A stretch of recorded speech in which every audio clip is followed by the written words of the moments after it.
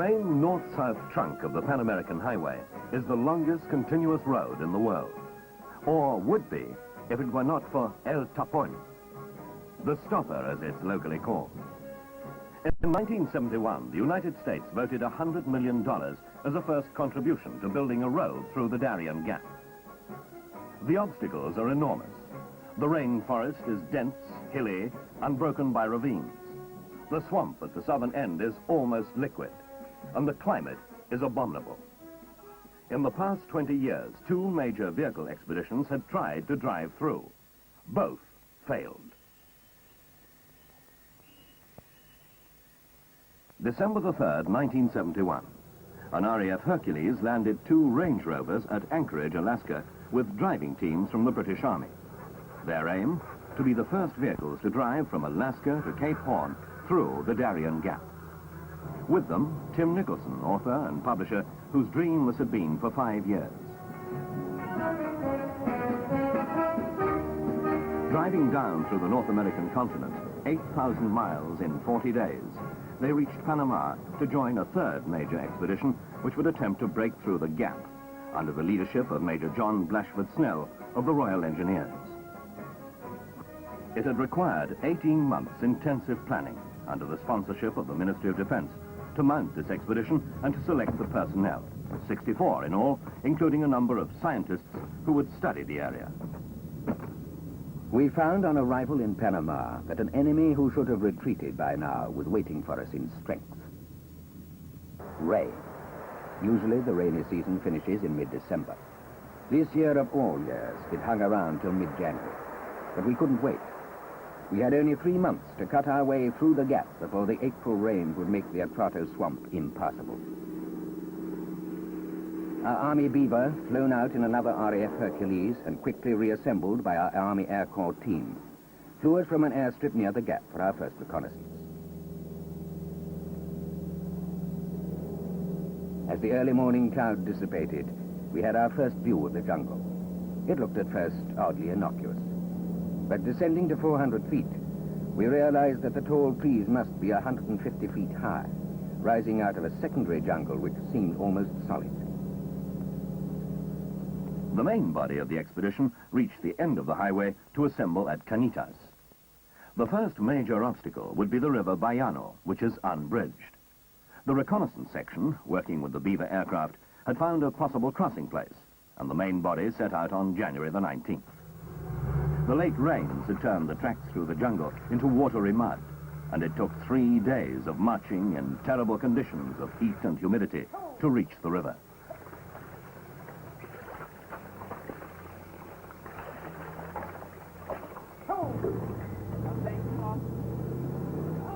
From the start, John Blashford Snell had been concerned about the problem of crossing the Bayano River. 150 yards wide, it flows between jungle-covered banks at over 4 knots. For this and later crossings, he'd asked the Avon Company, working with the Royal Engineers, to design and build a special raft, buoyant and strong enough to carry a fully laden Range Rover and compact enough to be carried in it. They'd produced the Avon M650 raft. Major Keith Morgan Jones of the Royal Army Veterinary Corps, in charge of animal transport, had found it impossible to buy mules or donkeys in Panama. So he'd acquired 28 pack ponies, much less sturdy and amenable animals. He was going to make a scientific study of their performance in these conditions. The raft was proving a great success, and in 3 hours, the sappers got men, women, vehicles, and horses safely to the other side. The Range Rovers drove along a short track, ending soon in a wall of jungle. The expedition was strung out in a long column. Captain David Bromhead's reconnaissance section cut their way through the jungle about 10 miles ahead of us, navigating as best they could by compass and aided by Indian guides. They kept in radio contact with the headquarters section and sent back sketch maps of the terrain.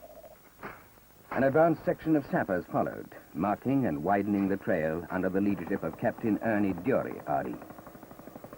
Because mules had been unobtainable, their gear was at first carried on a hillbilly, a motorized track vehicle.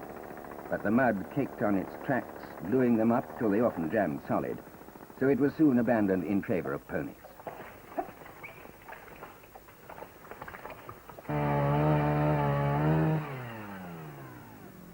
Another section of engineers moved with the range rovers, preparing a 10-foot wide track for them, helping to winch and push them when necessary. The range rovers, from which the snows of Alaska had so recently melted, were moving now at an average of 2.5 miles a day, in a temperature of 90 to 100 in the jungle's shade and 85% humidity.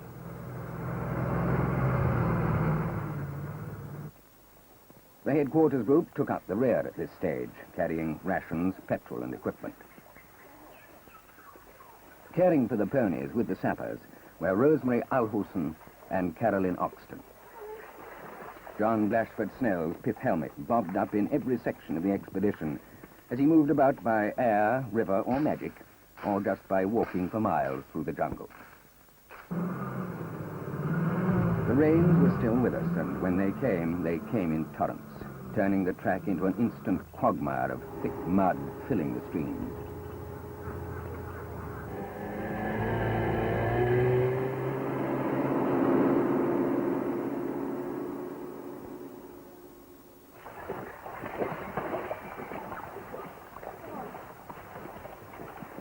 Often we had to unload our pack ponies to get them through.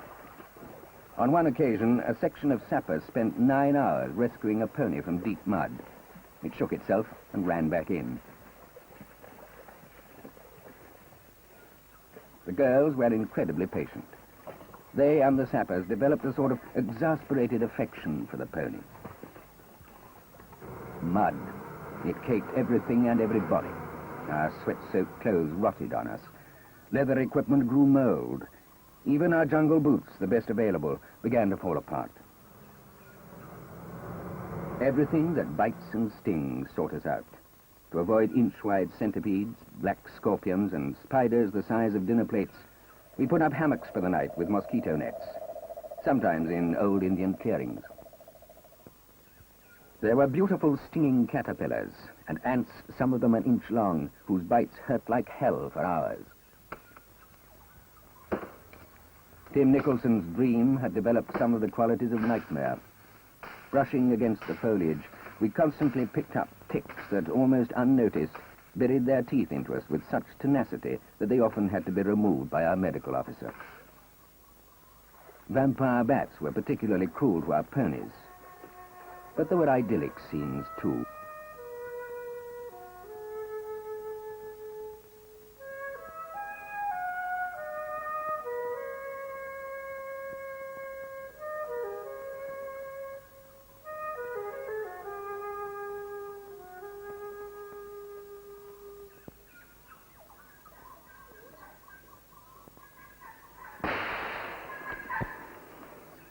The jungle is a living pantry. We ourselves and the members of the Panamanian Guardia Nacional who accompanied us shot game to supplement our excellent compo rations.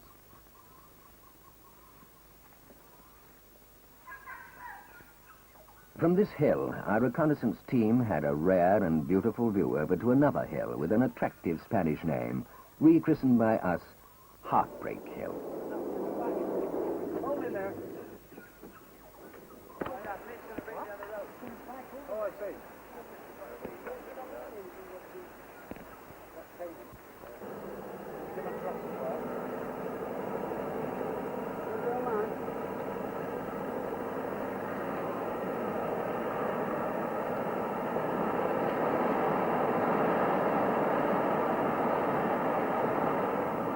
Usually the recce sections were lucky to see 30 meters ahead, which made compass work difficult.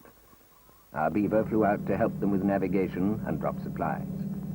But first, the pilot had to find us. The gas that we used to inflate these balloons smelt abominably.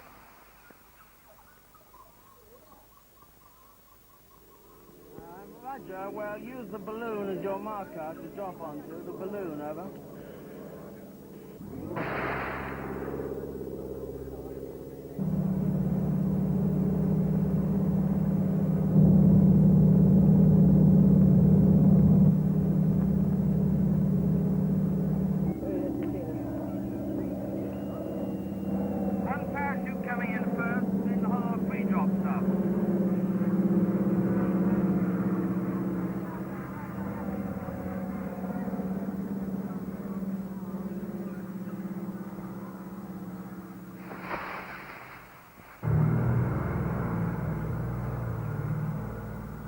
muddy track was beginning to tell on men and vehicles.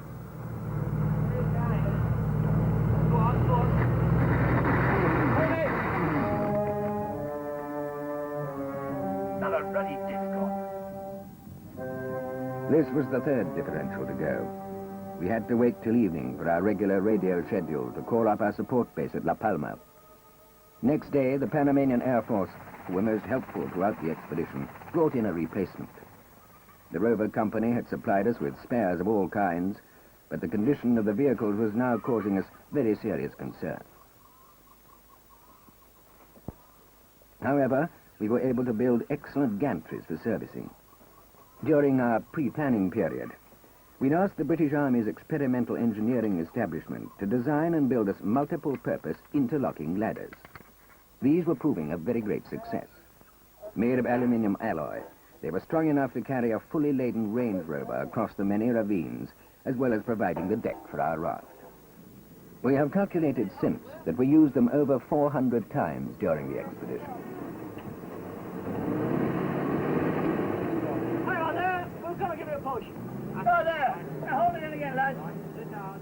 Sickness and accidents were inevitable under these conditions, and at one time and another, 30 of us had to be evacuated temporarily or permanently by air or down rivers.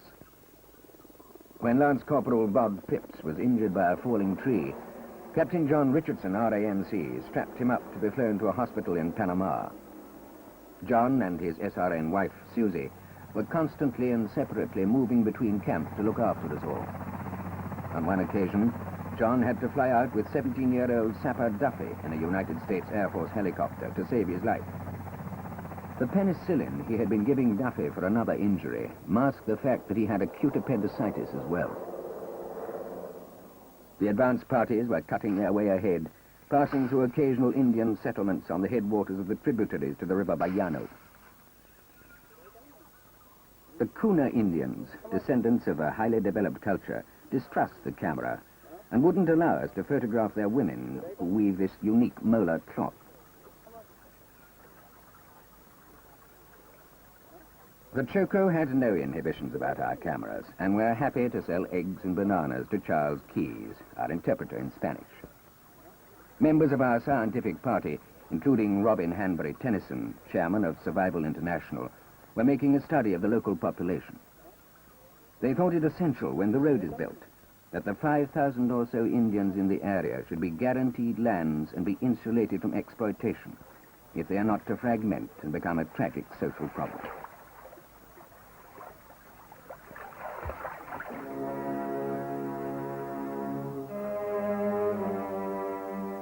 Under these severe conditions, so many differentials had broken that at one time we had only 2 wheels out of 8 in operation, one vehicle towing the other.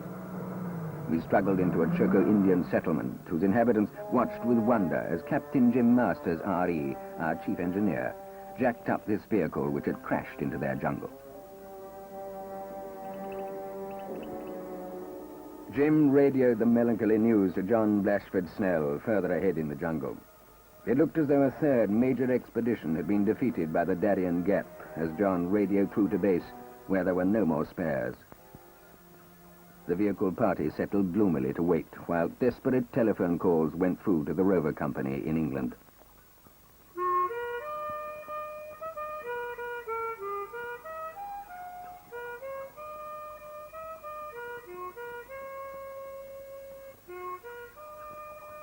The Range Rovers had finally broken down at the River Ipiti on the 4th of February. They'd made only 30 miles in 16 days, and there were still more than 200 miles to go. The reconnaissance section hacked their way on, followed by the leading engineers. We'd known that we would meet some of the finest hardwood trees in the world, and had carried out some research before acquiring what was said to be the best power saw in Europe, the Swedish Husqvarna. We found it very good indeed.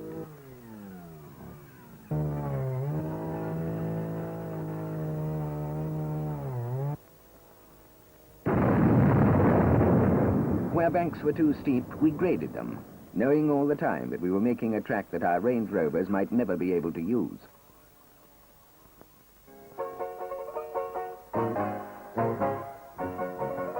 At At Torti, we emerged from under the jungle roof to a Panamanian village on an old airstrip and held a race meeting. The expedition's equestrians raced our ponies against the members of the Panamanian Guardia Nacional.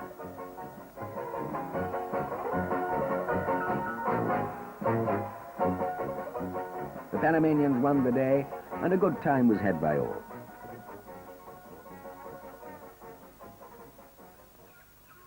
At Ipiti, the Range Rover team was still disconsolately drinking cups of tea and cheering themselves with a great deal of merry-down cider. Captain Gavin Thompson of the 17th 21st Lancers, using our scheduled evening radio period, kept in touch with our deputy leader, Kelvin Kent, who reported that the Rover Company was as determined as we were not to be defeated and were carrying out tests in England. Our forward base had been moved to La Palma on the Gulf of San Miguel. There, Kelvin worked day and night throughout those 3 months, acting as our contact with the outside world, and running our supply systems with Kay Thompson, our general manager. During the expedition, they sent us out 10 tons of rations, 2,400 cans of beer, 80,000 cigarettes, 15,000 gallons of Golden Eagle petrol, horse fodder, boxes of dynamite and mail, using boats, pack ponies, porters, helicopters, and, of course, our beaver.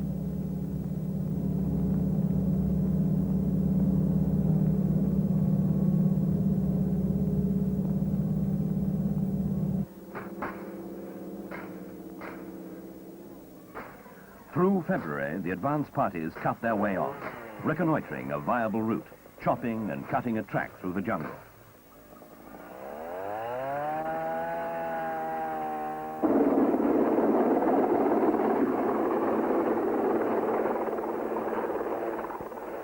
On the 1st of March, a Panamanian helicopter ended our 25 days' wait at Ipiti, flying in new axles, tires, and beer. Jeff Miller, a senior engineer from Rovers, had come out to advise us. Rovers, he said, trying to diagnose our trouble, had driven Range Rovers continuously for 4 days and nights, struggling in wintry Solihull to simulate the tropical conditions of Darien. At last, they, too, had managed to break a differential. Working through the night, we had both vehicles ready to cross the river on the next day. We found that our special ladders had an extra facility. They floated. In fact, one nearly got away downstream. Our Choco friends watched us leave. From now, they would probably reckon their calendar from the year the motorcars came. We had replaced our tires. Jeff Miller from Rovers, who drove with us for a few weeks, thought they'd put too much strain on the vehicles. The other particular fault, he said, had been a certain degree of overloading, particularly the load on the roof, which affected the vehicle's center of gravity.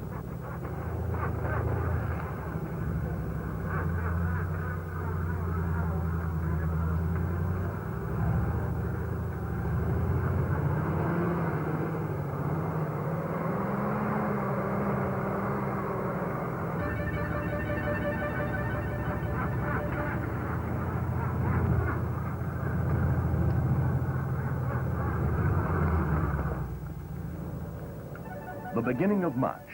The column had lengthened to over 100 miles.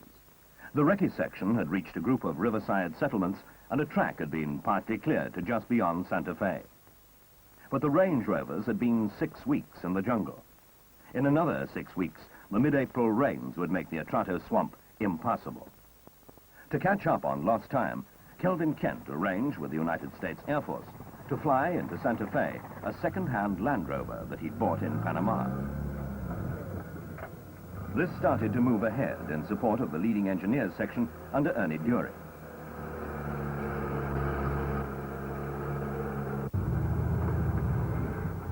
The Range Rovers were making better progress now along the track cut by the advance parties. But the jungle is a versatile enemy. Having failed to defeat us with its late rains, it was falling back on the secondary defense of drought that had failed to check our advance parties. We slaked our thirsts with sugar cane bought from the Indian settlements, tapped the juice from vines that clung to the trees, and filtered water from slimy pools. But we must have been sweating pints a day.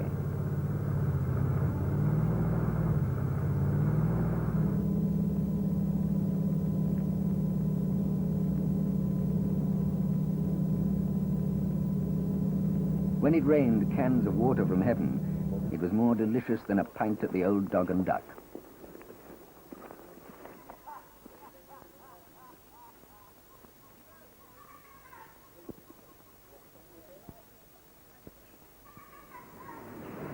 The scientific section didn't want the water. After traveling alongside the main party in the early stages, they'd now set up camp near a waterfall on a mountain. Jerry Carter was the geologist.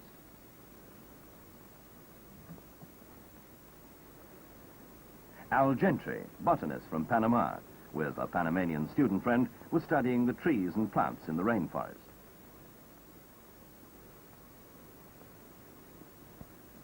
When he couldn't climb to reach his specimens, they were shot down for him by Dr. Philip Burton, ornithologist. He was using frail mist nets to make a collection of birds and bats from the region.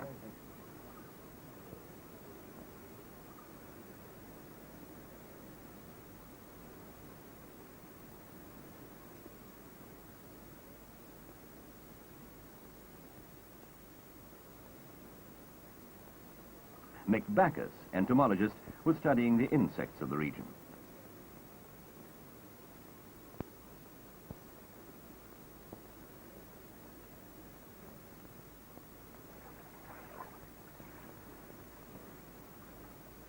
While the scientists pursued their task in this demi-paradise, the Range Rovers were moving slowly but steadily. By mid-March, they'd made about 90 miles from Canitas, averaging about 4 miles a day, with 150 miles or so to go. The advance party of engineers with the Pathfinder Land Rover was about 60 miles ahead, moving into the hilly border region of the Pukuru Heights. Working with them was a party of prisoners who'd been lent to them. They were Colombians held for some reason in a Panamanian jail. The Panamanians had released them to the expedition on the condition that they were delivered to their compatriots over the border, an arrangement that suited all parties. But the advance section had now run into serious trouble. The Beaver had broken its tail and couldn't give essential guidance. Several recce sections were sent out, one cutting due south, only to be turned back by very dense jungle and sharp ridges. Others tried to find a way through to the east. Time was running out, and the Land Rover section followed, cutting a track. For 10 days, they struggled to get past the mountain barrier. Finally, they were turned back again, and taking a gamble, they drove and rafted up the partly dry bed of the River Tuira. Fairly dry. When our Pathfinder met with deep pools, the invaluable raft ferried it through. We lost a lot of time, and the Range Rovers were only a couple of days behind them when they drove into Boca Cupe.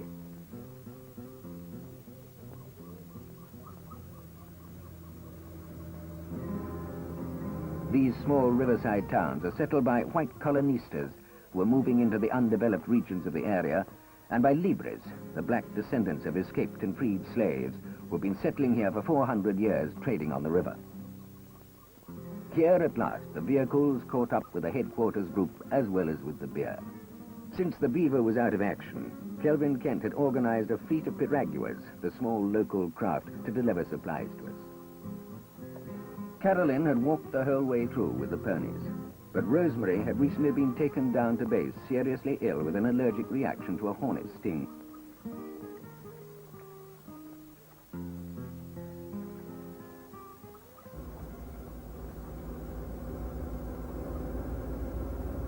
Following the Land Rover, we alternately drove and rafted up the river, the sappers manhandling the raft between pools.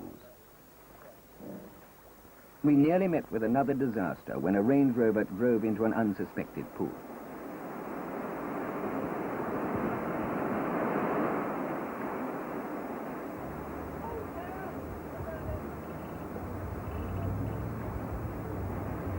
It was a credit to the vehicle and to the mechanics that within 36 hours it was dried out and on the road again.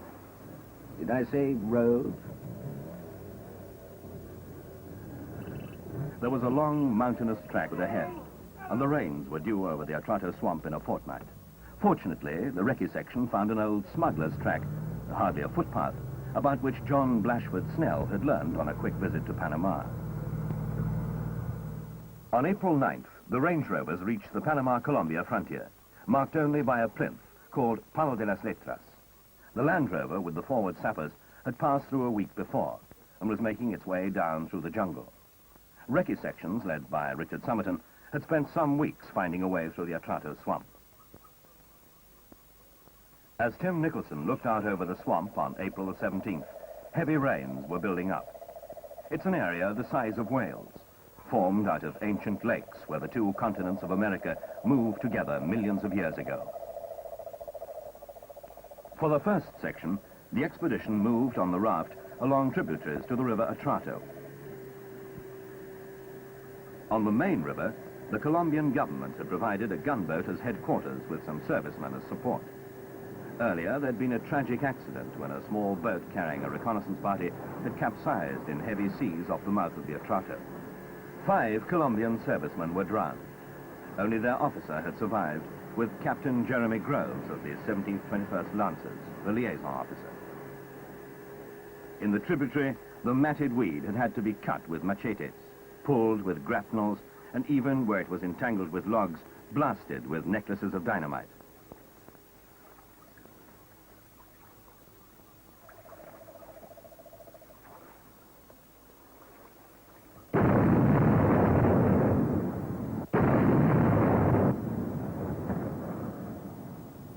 There was a foul stench of rotting organic material, and the swamp is reputed to be one of the worst mosquito-infested areas in the world, a reputation endorsed by the expedition.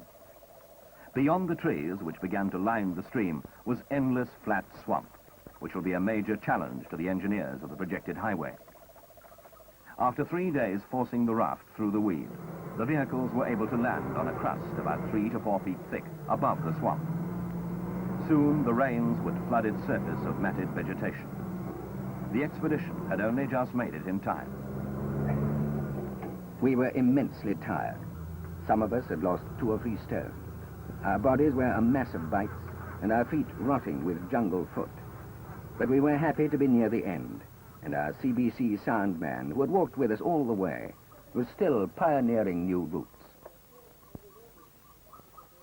At last, after 99 days in the jungle and the swamp, we emerged onto a track designed for vehicles, and in a few miles to the bridge at Barranquillito and the southern half of the Pan American Highway. It was St. George's Day. We've been working very hard, down and up the hall.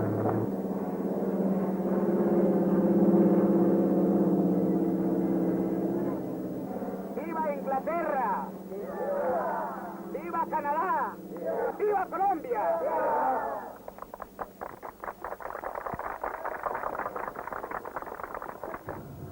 The Colombians gave us a great welcome. Not only were we the first vehicle to complete this journey between the two highways, north and south, we were the first contingent of the British Army to fight alongside the Colombians, if only against swamp and jungle, since 600 British and Irish soldiers had fought with Simon Bolivar in the War of Liberation 150 years ago. We were all made freemen of the local town of Chicorodo, feted in the provincial capital, Medellin, and finally carried on a motorcade through the streets of Bogota, the capital of Colombia. John Blashford Snell, the Colombian liaison officer who had accompanied us, Major Alberto Patron, laid a wreath at the feet of Simon Bolivar, the great liberator. And here we parted. While most of us returned pretty exhausted to England, the Range Rover party drove on with Tim Nicholson. They too were very tired. They had only another 7,000 to 8,000 miles or so to go. The speedometer began to move again. The small driving team, led since they emerged from the Atrato swamp by Jeremy Groves, who had so nearly lost his life there, was often cruising at 100 miles an hour. In the Darien Gap, they'd averaged 2.5 miles a day.